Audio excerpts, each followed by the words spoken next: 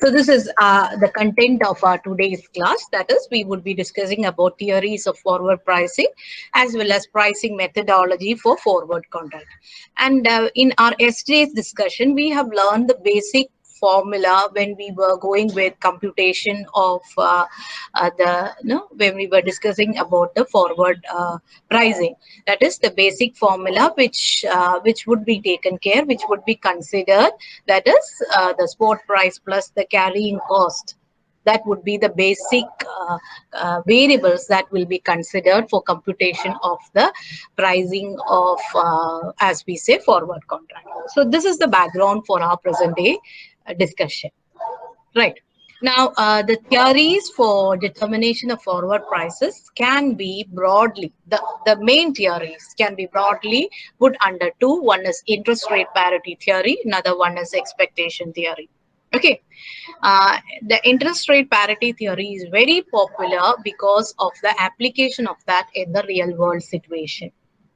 In interest rate parity theory, there are two concepts, two types of thought process that is being discussed. One is covered interest rate parity theory, another one is uncovered interest rate parity theory. Now let's look at what it is. Okay. So when we are talking about covered interest rate parity theory, the theory says that the relationship between interest rate and the spot, okay, interest rate and the spot and forward currency value of two countries are in equilibrium. They move in the same way. That is, it depends upon the interest rate movements of any country. So they say that the exchange rate, the foreign exchange rate of any two countries would be at par with the movement of interest rates in those countries. And the theory says that if a country is having high interest rate, the possibility of depreciation for its currency is high, so that we can compare with India and USA. The interest rates are comparatively higher. So that's what they say, that the possibility of depreciation in the value of the currency is high for those countries whose interest rates are high. So the theory is all about, it talks about the relationship between interest rate movement in two countries as well as the spot and forward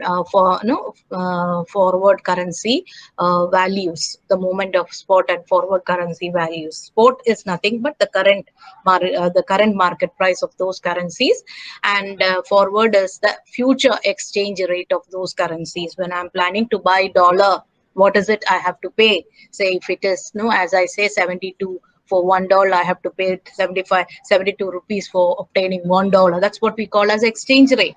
Right. So the theory says that. And since they are in equilibrium, the possibility of making extra return from the variation in the price is almost absent. That's why the theory says that it is like a covered interest status.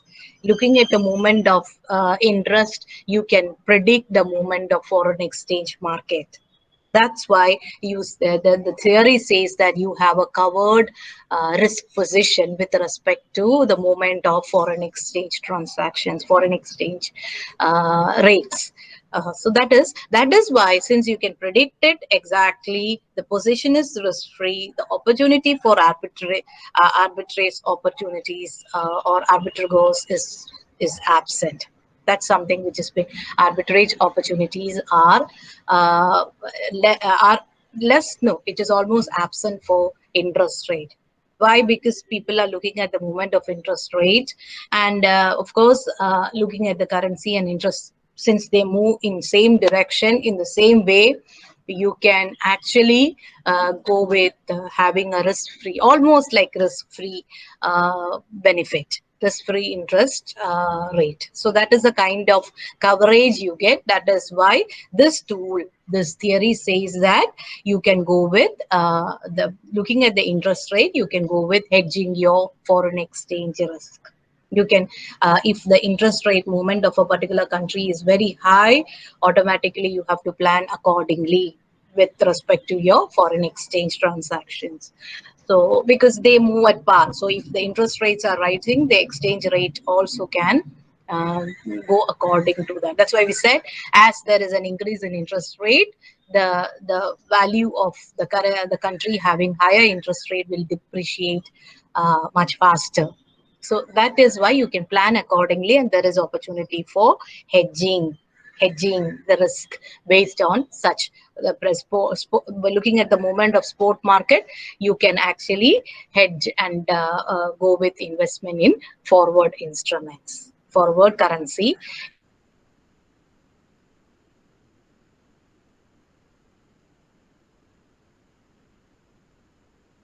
There is equilibrium. The interest rates and the spot and forward currency values of two countries, they keep more or less an equilibrium position.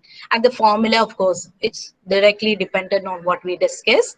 The forward exchange rate is equal to spot exchange rate into 1 plus id.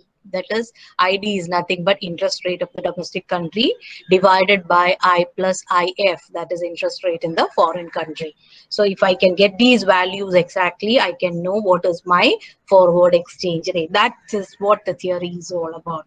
I can predict the forward forward currency movement, forward contract price. I can decide upon the forward price movement based on the movement of interest rates in the domestic as well as in the foreign country. So that's why the theory is forward exchange rate is equal to the spot exchange rate into 1 plus ID. ID is nothing but the interest in the domestic country divided by 1 plus IF, that is the interest in the foreign country. So that is actually the covered. You are covered, you're protected from the risk exposure. So that is the theory about. Now, when we are going into the next part, uncovered interest rate parity theory, it explains a little more, but in the real situation, we know it is pretty difficult to have such kind of covered position. It is very difficult because if this is the condition, then there is no risk involved in derivative contracts. Yeah, there are other like counterparty risk, default risk and all, but if you can predict your risk exactly, you can be in a good position. But this is not the ideal condition that is currently prevailing. So the next theory, uncovered interest rate parity theory, is little more near to the, even though it is not exactly how it is happening in the market, but it is a little more into the real market condition, where the theory says that the difference in interest rate between two countries equal the relative change in the foreign exchange rates over the same period.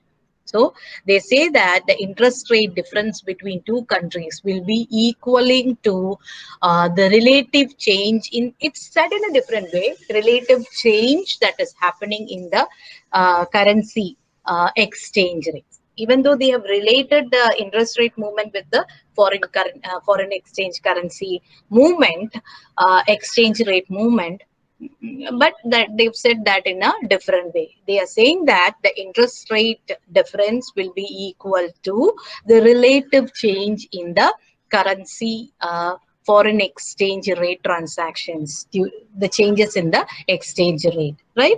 So since that is there is every possibility of making extra normal return or making extra return through arbitrage opportunities. So it's just the opposite.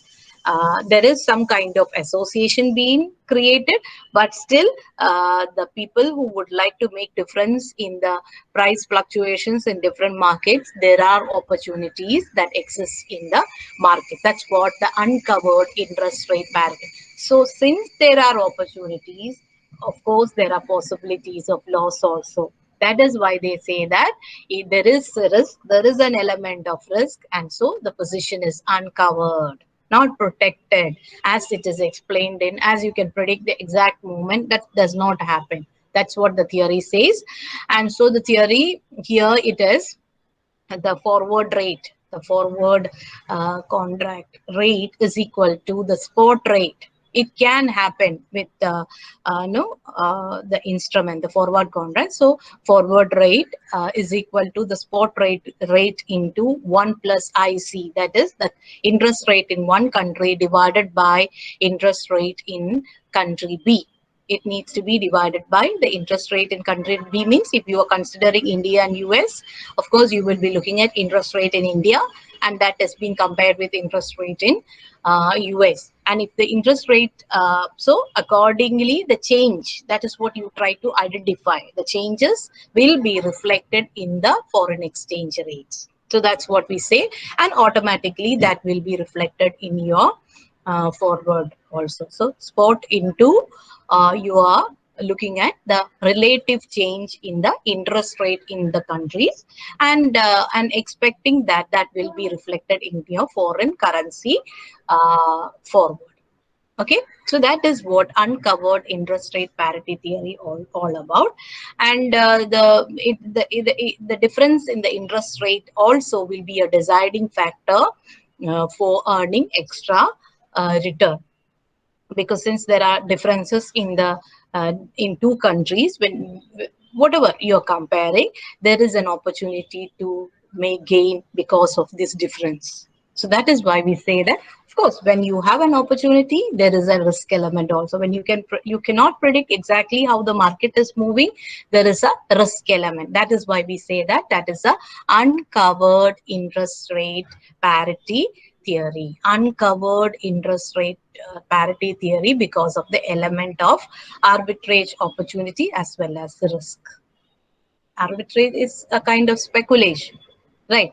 Maybe planned for speculation. That's why the risk element is there. So this is all about the interest parity theory. It has taken two versions. The first version is, it talks about what is the position when the moment is at equilibrium.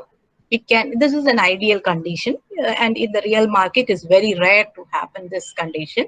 And the second one, it is more, a little more near to the real situation, where it talks about the moment in the interest rate is equally, or it has a possibility of being getting reflected in the foreign exchange rate transaction between two countries. So that is why forward rate is, or forward price is computed, rate is computed on the basis of this predictive movement of interest rate between two countries under study, right? So you consider your spot rate, and then you look into spot rate in the sense spot price of the underlying asset, spot price of the underlying asset. Okay, and then you plan accordingly for your forward price or forward rate, right? So that is what you call as the uncovered interest rate parity theory. So we have discussed two parts of the interest parity theory. Now the second theory which we said is expectation theory of foreign exchange rate. The expectation theory of foreign exchange rate is very, very applicable in a market like India. It's very simple to understand. It say that the forward rate, okay, forward maybe exchange rate, forward price of a contract reflects the future expectation of present traders. If they are willing to pay higher price for an asset, they expect a bullish market. If they are willing to pay only a lower price for a particular asset, because we know that the delivery price, the deciding factor, the main deciding factor for delivery price is the value of the underlying asset. There are many other carrying costs also would be taken care. If you have any chance of gaining any income, that will be reduced. But the primary deciding factor is the value of the underlying asset. So if the forward price of an asset is reflected at a higher rate, then it can be assumed, the theory says that it can be assumed that the traders expect a bullish trend with respect to that particular asset. Right, that is what the expectation theory. The expectation theory says that expected spot foreign exchange rate at a future point of time is same as the current forward foreign exchange rate for the same maturity. So whatever you are, say for example, if 3-month forward exchange rate of rupees 75 for $1, if that is it, then that is actually something that is expected by the traders for the export exchange rate of for US and dollar and rupee in after 3 months. Today, whatever you're fixing for the forward contract, that is reflecting the future market, this future spot market. That is what being explained by expectation.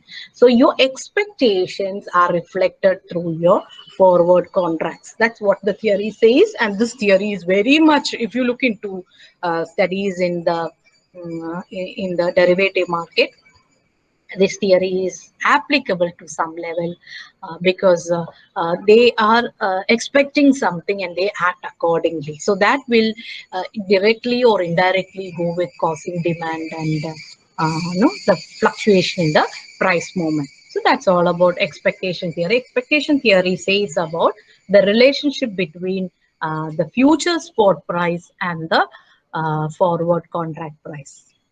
Okay, so that is being established through expectation theory.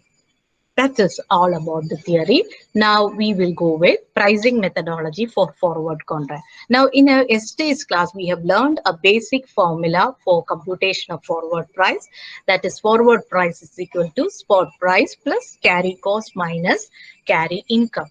Right, that is something which we have learned. Say for example, I said about carrying cost is, see, if we are talking about gold, okay, as an underlying asset, you need to keep it safe, right? Maybe you will have to hire a locker facility, so that carries some cost. That will be your carrying cost. And in other case, carrying income is, if the best example for you to understand is, if the underlying asset is a share, you might earn some dividend in the due course. So that is something which is related with carrying income. Now we are looking into exactly how do we go with computation of, because there is an element of present value concept. Right. Future. What is the value of this forward contract in the current perspective? So the present value concept, that's why we learned at the beginning what is the time, what is time value, what is present value concept, what is discounting. That's why we learned all that basically for computing the price of derivative contract. Because when you are looking into the future, the concept of present value, what is the present value of future inflow? That is what we are looking at. So here the actual we have converted that into the formula as such, where we incorporate the present value concept, taking care of all the return. Okay, so this will be forward price or contracts forward price is equal to spot price of the underlying asset into E. As we have learned, always it is a mathematical irrational constant which we have learned in different areas, which whose value is approximated as 2.7183, and E, the whole raised to R into T, where R is the risk-free interest rate that applies to that particular period. Suppose if the contract is for 3 months, the interest rate applicable to 3 months. And if the contract is for 6 months, the interest rate applicable to 6 months. Or if it is for 1 year, the interest rate that is applicable for 1 year period. So that is risk-free interest rate. Now, there is no such concept as risk-free in a financial market, but an asset which is almost near to a risk-free. If I put my deposit in a bank, I without much difficulty, I might be able to get 4.8 as my interest. So that can be considered as my risk-free interest rate. Okay. And then T is delivery date in years. Say suppose if the asset is to be delivered, that is for how long? If it is for 3 months, yes, 3 is T. If it is for 3 by 12, okay. If it is for 1 year, yes, 1 is T. If it is for 2 years, 2 would be T. So that is delivery date in years. Now let's solve one exercise how that is being done. And yeah, there is one more thing which you have to understand. If there is storage cost and if the cost is to be paid at the end of the period, okay, then also you have to bring that to the present value. So that is why we say that the forward price is equal to spot price plus the storage cost. That is a cost which is accordingly based on the present value. So you have to convert both into the present value, right? Then only we can go with adding it. So where I have said where U is present value of all storage costs. Maybe you have storage cost of 10,000 rupees. You really have to bring that to the present period. So that is what we call as present value of the storage cost. At the end of the period, you're paying, but still you really want to know what is the value of that in the present moment. So that is why if you have a concept of storage cost that is to be paid at the end of the period, this is how you go with computation. Now we will look at one example. See, this is an example of, it's a simple example for us to begin with. This particular security is trading at 100 per unit. Okay, so that is a spot price. An investor wants to enter into a forward contract that expires in 1 year. Okay, so the T is 1 year. The current annual risk-free interest rate is 6%. So here the interest rate applicable for the period is 6 itself, because the interest rate given is for 1 year. Using the above formula, we are asked to compute the forward price. Now things are very easy for us. How do we go with? It is S is 100 into E. We know that the constant, we put the value raised to R. R would be, R in this case would be 6 into T would be 1. So it would be as such 100 into 2.7183 whole raised to 6 into 1. That's how it happens when we are trying to solve and find out the forward price. That's what I've done here. 100 into 2.7183 raised to 0.06 into 1. Because percentage needs to be converted into decimal for us to solve the problem easily. So that's what we did here. This is the answer. So the forward price of that contract would be 106.18. Okay, that is how. Now, what you have to remember is this is actually the theoretical price. If the actual price based on demand and supply is, say, for example, if it is 110, listen to me very carefully. If it is 110, then that means it is overpriced. There is every possibility to come down. Right. So you have to enter it to a put.